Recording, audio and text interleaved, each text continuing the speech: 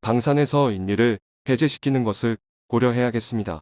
계약을 잘못한 부분은 그 원인 등을 분석하고 재계약이나 파기도 고려해야 합니다. 신뢰가 쌓이지 않는 부분도 여러 가지 이유가 있을 것 같으니까 인리와 합의해서 바로잡든지 손절하는 쪽으로 가닥을 잡아서 우리가 교육을 시켜야 하는 것인지, 우리가 인리에게 한 수 배워야 하는 것인지 다시 인리와 관계를 재검토해야겠습니다.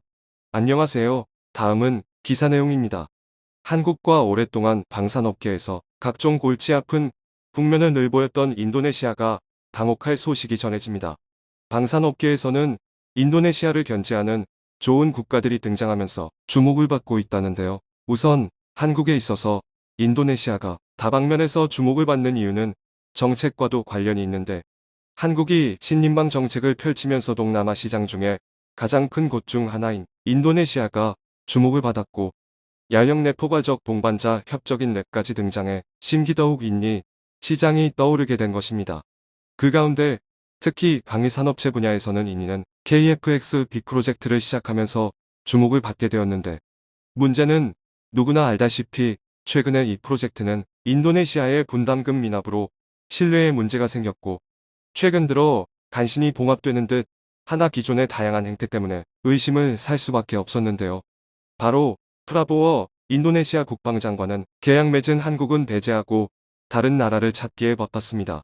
당장 KFX 사업의 분담금은 납부하지도 않은 채로 유럽의 유로파이터 등을 줄기차게 언급했으며, 최근엔 급기야 프랑스의 라팔 전투기 42대를 계약하고 6대를 선주문하는 모습을 보였던 것입니다.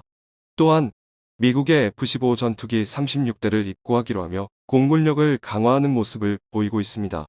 물론 자주국방을 실현하는 것에 있어서 비판을 가할 수는 없겠지만, 문제는 그 과정 가운데 미국이나 서방사회에는 대금 지급을 바로바로 하고 국방 예산 1100조 루피화를 곧바로 집행했습니다만, 한국에는 50% 분담금도 납부를 하지 않은 데가 그마저 나머지는 현물로 내겠다는 의향을 보이며 한국 여론이 급격하게 악화하는 모습을 보이면서 앞으로 또 문제가 생길 거란 의견이 나왔던 것입니다.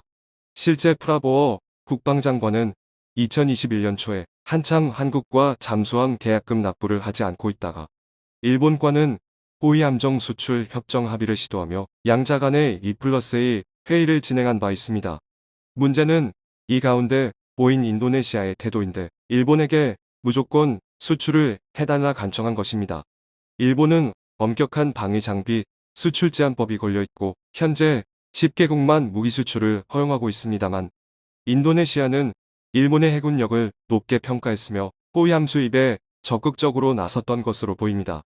인도네시아는 동중국해에서 뻗어오는 중국을 견제하지 않을 수 없었기에 이런 행보는 이해가 가지만, 한국 입장에서는 잠수함을 3대 계약금 납부도 안 해놓고 느닷없는 일본 함정 구애는 이해가 가지 않는 것입니다.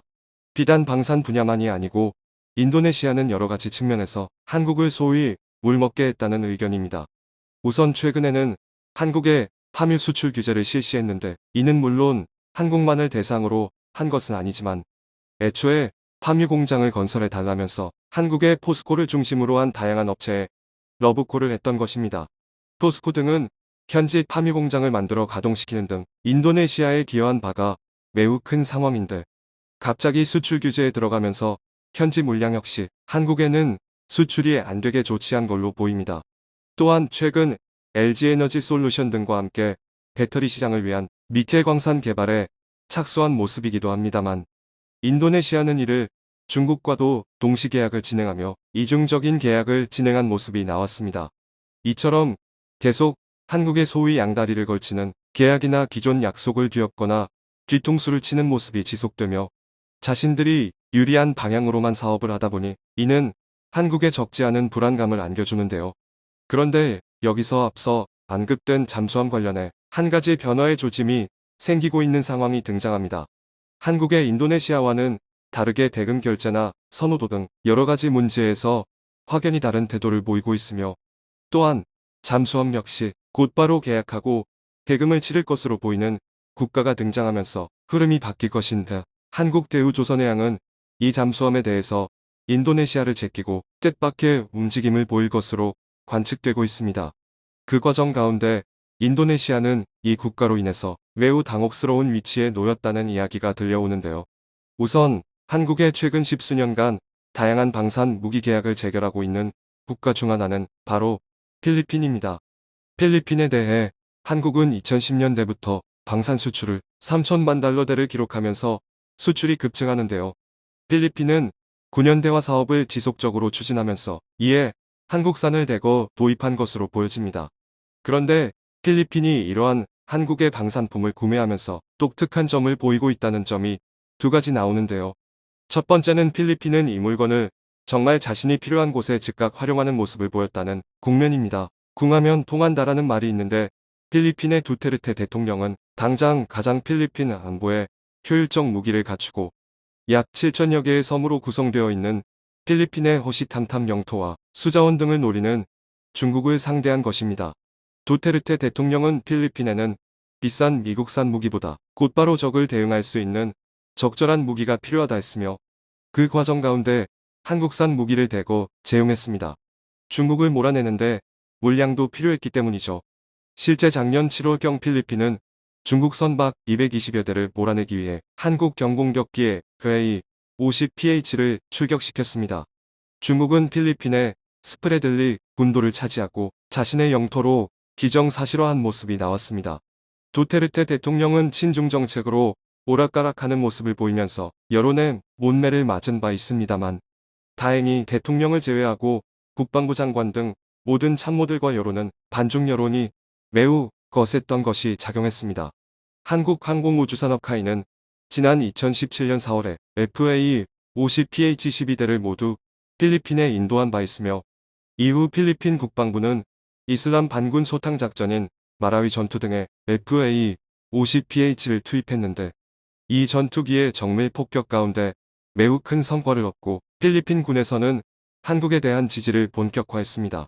당시 두테르테 대통령은 사우스 코리아 메이드 전투기가 폭탄을 퍼부어 테러리스트를 모두 소탕했다라면서 매우 만족했으며 해당 기종에 대한 추가 도입을 검토하는 등 한국과 방산, 밀착 외교가 강화된 것입니다. 바로 이렇게 한국 제품을 실전에 투입하면서 적절하게 사용하는 것이 가장 바람직한 모습인 것인데요. 두 번째로 필리핀이 한국과 이런 합이 잘 맞는 것은 대금 결제가 매우 투명하다는 것입니다. 한국에서 필리핀을 생각할 때는 필리핀 관광지나 총기 소지 문제로 위험하다는 인식이 배어있지만 필리핀 행정내각은 다행히도 이런 문제에 있어 선진적인 모습을 보이고 있었던 것입니다. 2019년 한화디펜스는 필리핀에 장갑차 8대를 발주한 것 중에 4대를 납품했다고 밝혔는데 이 과정 가운데 600억 원 규모로 체결한 금액을 필리핀은 모두 바로 대금을 결제한 것으로 전해집니다. 또한 필리핀은 미국과 한국의 장갑차를 놓고 공정하게 심사한 가운데 한국의 손을 들어준 모습이었습니다. 당시 장갑차 원조격에 해당하는 미국을 밀어내고 한국이 이를 차지한 것은 큰 논란이 될 정도였는데 필리핀은 묻지마시게 미국산 구매가 아닌 종합적 심사를 통해서 한국산을 결정한 것입니다. 인도네시아에서는 한국과 계약을 체결해놓고 뒤늦게 서방사회의 모델을 도입하며 한국을 배제하는 도대체 이해할 수 없는 모습을 보였지만 필리핀은 공정한 심사와 성능, 가격 등을 검토한 것으로 보입니다. 또한 필리핀 해군은 현대중공업이 건조한 미사일 호위함 2600톤급 두 척을 도입하는 과정에서도 일본이나 다른 국가의 호위함과 비교하면서 한국산이 가장 좋다는 평가를 내린 것으로 판단되고 있습니다. 인도네시아가 일본 호위함을 무조건적으로 선호하며 한국산은 아예 배제한 모습을 보이는 행보와는 달리 필리핀은 조선 기술은 한국이라며 한국 손을 들었고 최근 추가 주문을 또 진행한 것으로 확인됐습니다.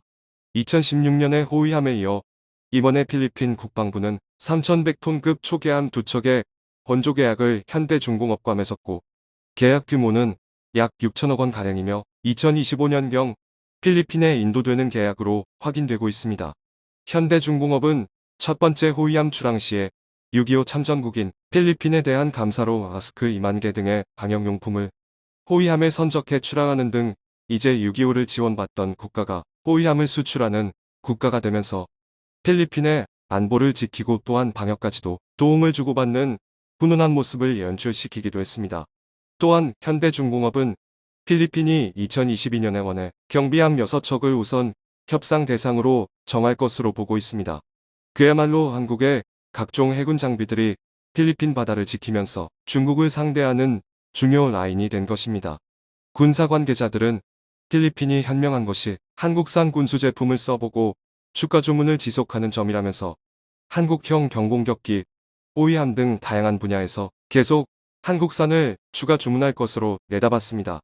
그런데 여기서 한 가지 흥미로운 장면이 더해지는데 이제 필리핀이 한국산 잠수함도 관심을 갖게 됐습니다. 필리핀은 한국 잠수함에 대해서 지속적인 관심을 표하면서 이에 대한 검토를 해온 것으로 보입니다. 그 가운데 대우조선해양이 필리핀 해군만을 위해서 맞춤형으로 개발한 1400톤급 잠수함을 선보였고 이는 바로 인도네시아에 한 자리 수출했던 디메이 1400톤급 잠수함을 바탕으로 제작되었으며 한국의 장보고 3급 잠수함의 각종 사양이 반영된 최신형 모델이라고 제시되고 있습니다. 필리핀에서는 잠수함 분야에 관심을 가질 수밖에 없는데 이 역시 바로 중국 때문으로 알려졌습니다. 또한 필리핀 국방부가 2018년부터 2기 현대화 계획이 진행 중인데 처음으로 잠수함 부대를 준비 중이고 이 가운데 한국산 잠수함 부대로 구성하는 것을 심사숙고하는 것으로 전해지고 있습니다만 그 주요한 이유 중 하나는 한국이 전 세계 7번째로 SLBM 발사를 성공시키기도 했으며 이미 잠수함을 납품한 경험과 조선 기술 등이 세계적인 수준에 도달했다는 점이 높게 평가됐습니다. 그런데 이러다 보니 기존의 인도네시아가 추가 발주로 낸 잠수함 3척을 계약금조차 안 내고 있다가 이제 잠수함이 필리핀 중심으로 개발되면서 인도네시아가 배제된다는 관측이 나오고 있습니다. 똑같은 대우조선해양이 진행하는 프로젝트인데 인니가 배제되고 필리핀 잠수함 부대가 앞선다는 것입니다. 특히 잠수함 같은 경우에는 대금 결제가 진행된 이후 모든 건조 과정이 들어가고 개발도 추가됩니다만 모든 설계를 맞춰놓고 인니의 행태로 인해 건조에 들어가지 못하는 것이 매우 큰 손해이기 때문입니다. 이렇게 되면 인니 계획보다는 필리핀 계획이 우선시되고 가능성도 훨씬 필리핀이 높다는 이야기가 나옵니다. 일각에서는 인도네시아는 국방에서 너무 여러 가지를 많이 버려놓고 제대로 진행을 못 시키고 있다면서 그 가운데 가장 만만한 한국의 대금 결제를 미루고 계약을 번복하는 사례가 속출하고 있다면서 한국은 필리핀과 같은 방산 수출 모범 사례를 중심으로 동남아 무기 수출을 확대해야 한다는 의견이 나옵니다. 필리핀과 같이 곧바로 한국 장비를 투입해 사용하고 만족하는 국가들이 그 대상이어야 된다는 것입니다. 청중의 일부 의견. 인도네시아 따위에게 무시당하면서 뭐라는 건지 모르겠다. 10년도 넘은 잠수함 대금도 지불하지 않는 나라를 뭘 믿고 방산협력을 하고 기술을 넘기겠다는 건지 이해 불가다. 동남아에서 필리핀이 제일 친한 국가다. 많이 도와주자. 필리핀은 한국 무기가 좋아서가 아니라 한국이 어떤 나라임을 알고 있고 그 미래를 알기 때문입니다. 미국은 동남아에서 조약 동맹인 태국, 필리핀과 협력을 강화한다고 했다. 한국도 태국, 필리핀과 협력 강화를 해야 한다. 시청해주셔서 감사합니다.